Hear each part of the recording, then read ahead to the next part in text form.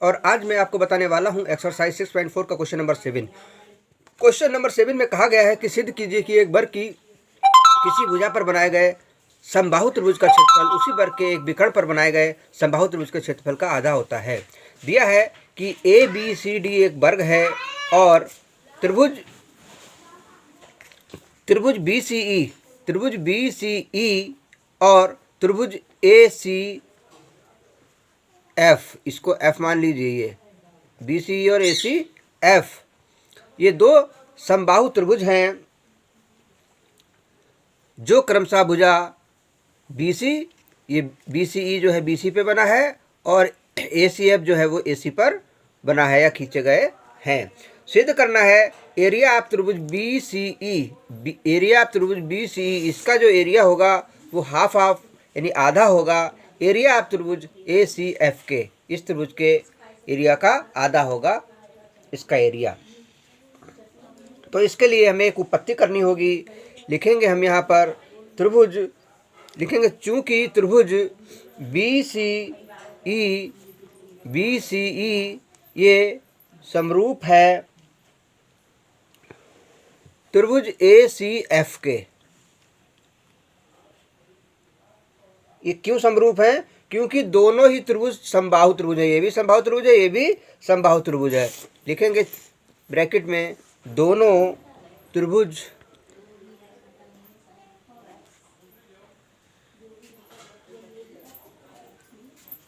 समबाहु हैं।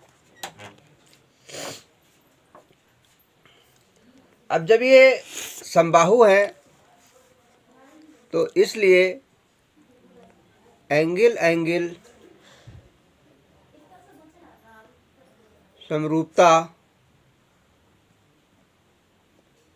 कसौटी से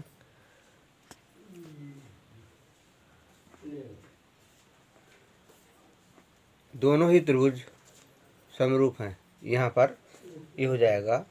जब ये समरूप हो गए तब हम कह सकते हैं यानी implies that area of triangle B C E upon area of triangle A C F, area of triangle B C E और area of triangle A C F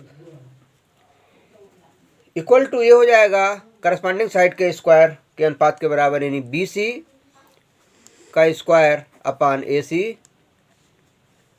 का square. Implies that area of triangle B C E upon area of triangle A C F equal to B C का square upon, अब ए सी की जगह हम क्या लिखेंगे? ये ए सी जो है इस ए बी सी त्रिभुज का क्या है? विकर्ण है। जब ये विकर्ण है तब हम यहाँ पर लिख लेंगे चूंकि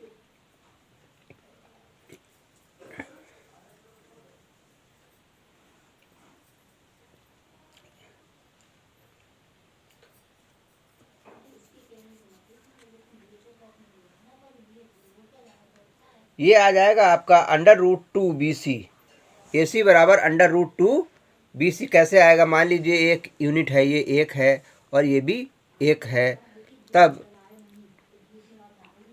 ए सी का स्क्वायर इक्वल टू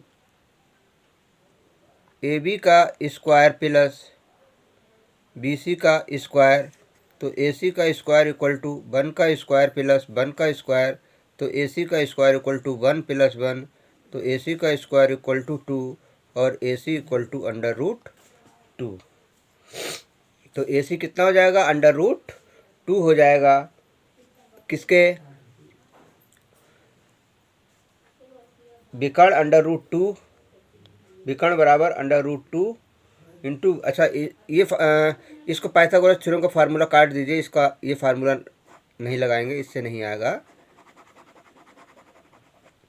यहाँ पर दूसरा एक फार्मूला हम लिख लेते हैं कि जो विकर्ण होता है किसी का वो इक्वल टू होता है √2 इंटू भुजा। तो विकर्ण क्या है? ए सी है, बराबर √2, भुजा क्या थी? भुजा थी हमारी बी सी, तो इंटू बी सी। तो ए सी की जगह √2 इंटू बी सी लिख लेंगे हम और इस पूरे का स्क्वायर हो जाएगा क्योंकि AC का स्क्वायर था।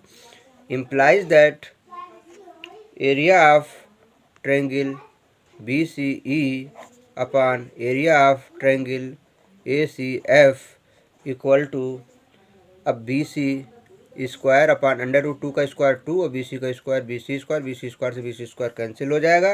Implies that area of triangle BCE upon area of triangle ACF equal to 1/2।